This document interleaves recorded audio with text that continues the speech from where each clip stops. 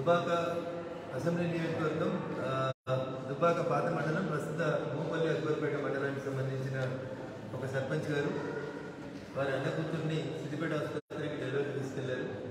ఆ సందర్భంగా దుబ్బాక నుంచి వచ్చిన వాళ్ళంటే ప్రాపర్గా ట్రీట్మెంట్ జరగలేదు.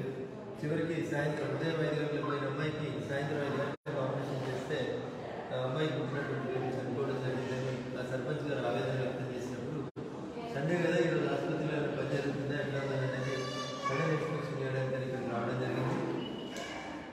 నేను గతంలో మంత్రి గారు దుబ్బాక వచ్చిన రోజు అడిగితే మీ దవాఖానకు సరిపోయిన సిబ్బంది ఇచ్చాం, జీవో కాపీ కూడా ఇచ్చామని చెప్పి చూపించారు. దాదాపు 91 మంది సిబ్బందిని మంజూరు చేసినట్టు వాళ్ళ జీవోలో కూడా చెప్పడం జరిగింది. కానీ తీరా ఇక్కడ హాస్పిటల్కి వచ్చి చూస్తే దాదాపు 40-42 మంది డాక్టర్లు ఉండాల్సిన చోట కేవలం 8 మంది డాక్టర్లే ఉండడం వల్ల ఇంత పెద్ద ఆసుపత్రిలో కూడా పూర్తి స్థాయిలో వైద్య సేవలు అందించలేకపోవడం అనేది బాధాకరం. ఆరోగ్య మంత్రి గారి జిల్లానే కాబట్టి దయచేసి మంత్రి గారికి నేను మీడియా ద్వారా చేస్తున్నటువంటి విజ్ఞప్తి, వెంటనే మాకు రావాల్సినటువంటి ఆ 40 లేదా 42 మంది డాక్టర్లని వెంటనే ఇక్కడ ప్రయారిటీ బేసిస్లో కూడా పోస్టింగ్ ఇవ్వాలి. ఎందుకంటే సిద్దిపేట హాస్పిటల్ మీద ఒత్తిడి తగ్గాలంటే దుబ్బాక లాంటి ఆసుపత్రి లోపల పూర్తి స్థాయి సిబ్బంది మాత్రమే సిద్దిపేట ఆసుపత్రి మీద ప్రెషర్ జరుగుతుంది. కాబట్టి దయచేసి వెంటనే మీరు ఇచ్చినటువంటి జీవో ప్రకారం మాకు రావాల్సినటువంటి సిబ్బందిని వెంటనే కేటాయించాలని ఈ సందర్భంగా మంత్రి గారికి విజ్ఞప్తి చేస్తా ఉన్నాను. గతంలో మంత్రి గారికి చేసినప్పుడు మేము అడిగిన ప్రకారం 5 డయాలసిస్ యూనిట్లని ఇక్కడికి పంపించాము. అవి త్వరలోనే డయాలసిస్ యూనిట్ల ప్రారంభించడం జరుగుతుంది. మిషనరీలంతా కూడా ఈరోజే వచ్చినట్టు తెలుస్తూ ఉంది. కాబట్టి డయాలసిస్ యూనిట్లు కూడా దుబ్బాక ఆసుపత్రికి మంజూరు చేసింది.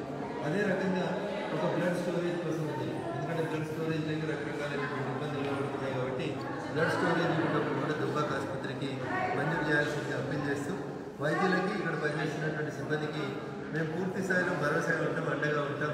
మీరు మాత్రం వచ్చినటువంటి పేషెంట్లకి సరైనటువంటి రీతిలో వైద్యం అందించాలని చెప్పి ఈ సందర్భంగా వైద్య సిబ్బందికి విజ్ఞప్తి చేస్తూ డయాలసిస్ సెంటర్ని త్వరలోనే ప్రారంభించినందుకు మంత్రిని పిలుస్తాం. అడిగగానే 5 డయాలసిస్ బెడ్స్ని దానికి సంబంధించినటువంటి మిషనరీని సుమారు 55 లక్షల రూపాయల మిషనరీని పంపించినందుకు ఆరోగ్య శాఖ మంత్రి గారికి కృతజ్ఞతలు తెలియజేస్తాం. అదే రీతి లోపల 91 మంది స్టాఫ్ని ఇస్తూ మీరు ఇచ్చిన జీవో ప్రకారం సిబ్బందిని కూడా అందరినీ వెంటనే పంపిస్తే మా దుబ్బాక ఆసుపత్రి కూడా మిగతా ఆసుపత్రులతో పోటీ పడుతుంది. కాయకల్ప ఎంపిక కోసం దుబ్బాక ఆసుపత్రి కూడా ఎంపిక అయింది. దాంట్లో కూడా టెస్ట్లో కూడా మేము పాస్ అయ్యి దుబ్బాక ఆసుపత్రి సెలెక్ట్ అవుతుందని అయ్యే దిశగా అధికారులు పనిచేయాలని చెప్పి వారికి కూడా ఈ సందర్భంగా తెలియజేస్తాం.